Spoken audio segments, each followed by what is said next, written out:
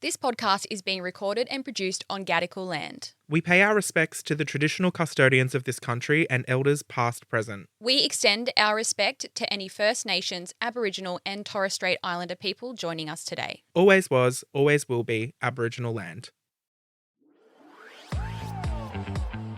Well, hello everyone. Hope you had a fabulous Christmas. We are back once again with one of our little bonus episodes, Close Friends Vibes, just to tie you through until we come back early next year. Hi Britt, how are ya? Good, how are you? Yeah, good, thank you. How are you? Good, thanks. How about you? Good, thank you. How are you? Yeah, I'm good. We asked in our broadcast channel quite a while ago, and we Yeah. absolutely totally forgot to even do this, but we asked you for some questions, Q&A vibes, and then we never actually got around to answering any of the questions. So we thought we'd dig out from the archives these questions that our scrollers have asked us in our broadcast channel on Instagram. If you haven't joined the channel, why not?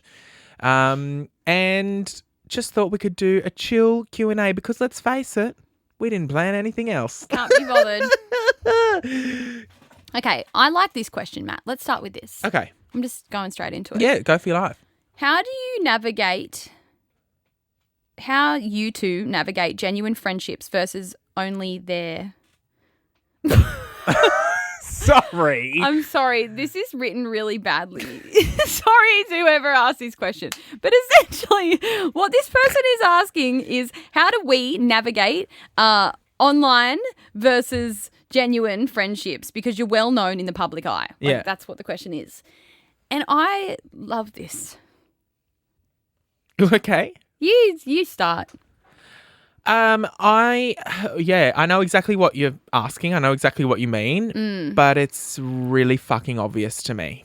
Me too. It's really obvious when someone isn't genuine and when they only want something beneficial. Yeah, I find it extremely hard to make. I know we've talked about this before, like earlier this year, like making new friends. I am really open to making new friends, especially in your 30s. I think it's hard regardless in your 30s to make new friends. Like everyone's stuck in their own ways. Everyone's got kids. Everyone's got their friendship groups. But I'm really open to the idea of making new friends. I think one thing, and I don't want this to ever come across the wrong way, but I think one thing that I struggle with the most, like being in my position and like my job that I do and having followers online, is like I can just feel that people look at me differently to how they look at anyone else. And like I hate that feeling. Mm-hmm.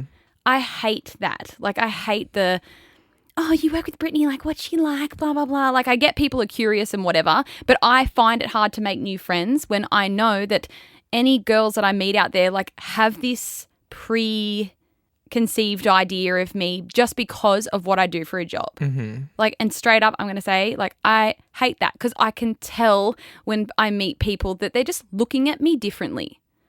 And by differently, I mean like, I don't know, like I think people think that people online or she's the owner of fate, like I feel like I'm put into a different category to if you just work at JB Hi-Fi, when mentally I'm just the same as everyone else. Mm. And I find it really hard to make new friends. Sorry, that's a bit depressing. Yeah. See, I find it easy to make new friends because, as I said, it's really obvious to me. And I agree on that as well.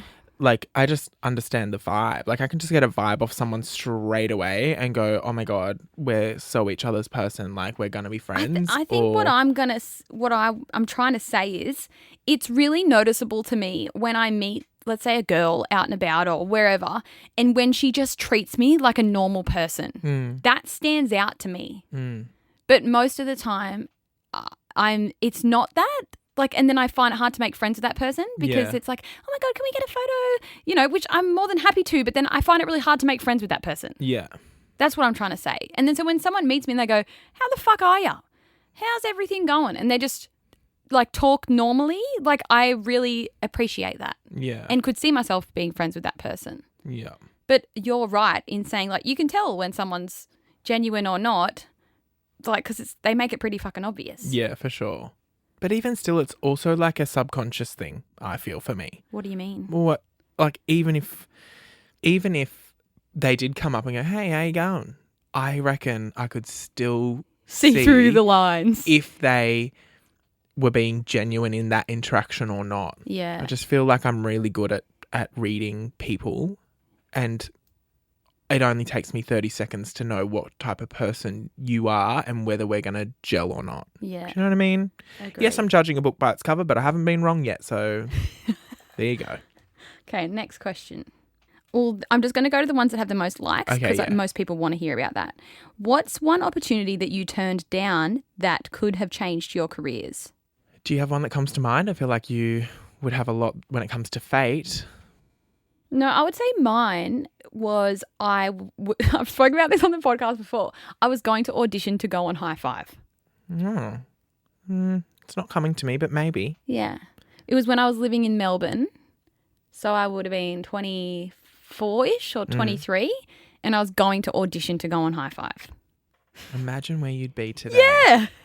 Jesus. And then I was like, nah. So imagine if I did. Has there been anything that you turned down? Earlier this year, I was about to start a brand and release a product, but then things happened and it didn't go ahead. For the best. You reckon? Yeah. I know the story. You can't tell the story. Okay. Well, yes. It didn't go ahead. Yeah. And that's fine. Learnt some things in the process. That's fine. But yeah, I guess like that could have changed the course of things this year, couldn't it? Oh, it's all a bit secretive, isn't it? It's all a bit, Maybe hush, hush. next year we'll spill the tea. for sure. We'll tell everyone what happened. For sure. Or maybe not because you might get sued. Yeah, I don't know. But anyway, I could have had a brand and a product and potentially, who knows what could have come You from still that. can. Yeah, for sure.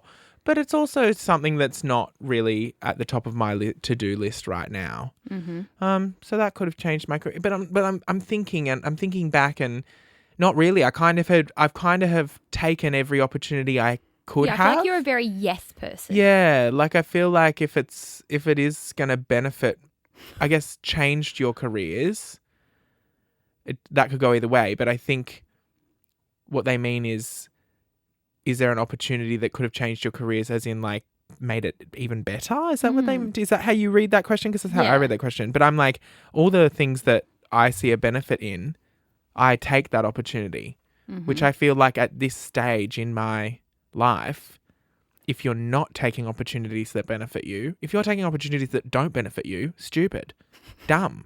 Why are you wasting your time doing that? Life's short. Put yourself first. I love this one. What's your signature scent? Oh, yeah, I liked this one too. At the moment, my signature scent is Chanel Gabrielle. Nice. That is my signature perfume that I reach for most days. It's like a hotel lobby kind of smell. Like you just walk into a nice, expensive hotel. It's got that kind of vibe, like fresh, a bit flowery, but like not girly, more like a hotel. Nice. What's yours? Well, I have different signature scents for different things. So, for example, I have my Louis Vuitton perfume, which I can't pronounce the name of, but it starts with H. And I'm not even going to try and... No, it's like Horse de Absence or something like that. I don't know. Horses in absence. I don't know, something like that.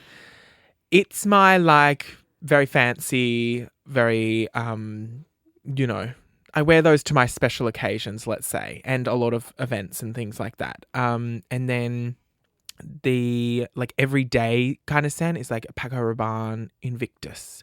And that's also meet and greet, after my shows and things. One, because it's so strong, but two, because it's a male fragrance.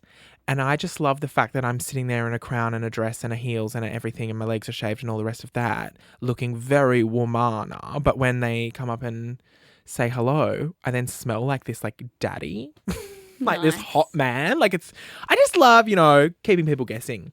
And then I've also got a Jimmy Choo Man, which is literally like I'm running to do the groceries. It's like a cheapo Jimmy Choo perfume, and that's like running to the groceries or just, running errands and stuff like that. You know what I mean? Nice. What was your high school signature scent, by the way? Because the other day an ad came up for Vera Wang Princess. Oh, yeah, I had that back in the day. You had the little ring on it? Yeah, my high school signature scent was... Wait, can I guess? Yeah. Are you going to say Fantasy by Britney Spears? No, but I did have that too. Oh. I had all of them. I had Curious. I had Midnight Fantasy, which was the dark blue Britney Spears. that was my favourite. Yeah, that was really fucking good. Yeah. I had Circus, Curious. I think that was the names of them. But mine in high school was Pink Sugar. Oh, yes. Remember that with like the pink swirl on the lid? Yes. And it was like sickly sweet. Yes. And Fairy then, floss. Yeah, and then also the Hello Kitty Hubba, like the bubble gum spray, the pink Hello Kitty one, would go get that from Coles and just like douse myself in it. Wow. Yeah. Oh. What about yours? In high school, I had so ridiculous. Can I guess? Yeah. Was it? You won't. Oh, I won't. Yeah. I feel like every guy in high school was Jupe. Remember that? Disgusting. Never went with dupe. I will say I was one of the first people to wear 1 Million by Paco Rabanne, which we all now know is like, when I was wearing it, it was like, you know, chic. And then everyone got their hands on it, and now you walk into a nightclub and it smells like 1 Million or Silver Scent, and it's I remember just crazy. when I worked at Maya when I was 17, that's when 1 Million was like new and popping off, and I could sell the shit out of that. Yeah. Like that was my number one selling men's cologne. Yeah, but mine in high school was Dolce & Gabbana number 10. It was discontinued years ago and it still makes me so sad. I kept the bottle for like 10 years afterwards and then it went mouldy and I was like, I've got to let this go. But it was like, if I could have any scent forever for the rest of my life, it would be the Dolce & Gabbana number 10. And because I love perfume. Remember, I used to work at a perfume store. In fact, I went just recently with my friend to... he was like, I want to get a perfume. And I was like, what do you, a cologne. I was like, what do you want it to smell like? And he's like, oh, this and this and this. And I picked up the one that like he described and I was like, try that. And he's like, oh my God, you're a psycho. He was like, that is literally exactly what I want. That is so me. I'm like, I literally worked in a perfume store. Like I know all the notes of all the things and I know what's going to work best with people's different skin types and blah, blah, blah, blah. Like, if you need a perfume, come to me. Okay. Because I got you sorted. I love a perfume. What else we got on here? I like this one. This one's a bit fun. If you were a cocktail, which one and why? That's hard because I feel like I'm just going to pick a cocktail that I like. No, you've got to think of the cocktail. Because my mind goes straight to espresso martini. For you? Yeah. Why? Because full of energy. Yeah. Most of the time, unless we're recording at fucking 9 a.m. on a Monday morning. Full of energy, a crowd favourite. All the girls love it, you know. And Up all night. Up all night. Yes, Yeah. up all night. The caffeine. I'm up all night. What kind of cocktail would I be? But then you've also got the little espresso beans on top. Mm. You know, a bit of a hard exterior sort of situation there. But Yeah, underneath right. is the foamy, delicious me. I don't know what kind of cocktail I I'm am. getting porn star martini for you. See, I was going to say porn star martini, but that's because that's one of my favourite cocktails. So I thought it wouldn't suit me. I feel you're a Long Island iced tea because you've got so much going on. Yeah, you true. know? And that's fitting because that's one of AJ's favourite drinks. Yeah, there you He go. fucking loves a Long Island. We Long go out to a Island. nice restaurant. He goes, I just want Long Island, please. We're like a fancy restaurant. He's getting a fucking Long Island. You got so much going on. Yeah, that's There's a true. lot of things that make Mixed you up, together, you know. yeah. And you got the sweetness of the Coke as well in there. Yeah. And The then bitterness of all the alcohol. bitterness, yeah. But it yeah. all comes together. Yeah. The thing that surprises me about a Long Island is that it has so many different alcohols in it, but then when you sip it, it's like smooth. Yeah. Well, it depends who makes it. I've had some fucked Long true. I've Islands had in some my life. fucked ones as well. But when you make it right, like it almost just tastes like nothing. Yeah. Which is alarming. I know, because they're so strong. Yeah. What else have we got? Do you have any... do you have a biggest... do you have a fun... Can you please leave that in? Like, what? Please. What the fuck is wrong with me? That was just like a broken record. Why did you just say that like that so many times? Don't know. I need to go and get a pie. I'm hungry. I'm fading over. I'm malnourished. What is the question, please? Biggest financial fail and how much did you lose?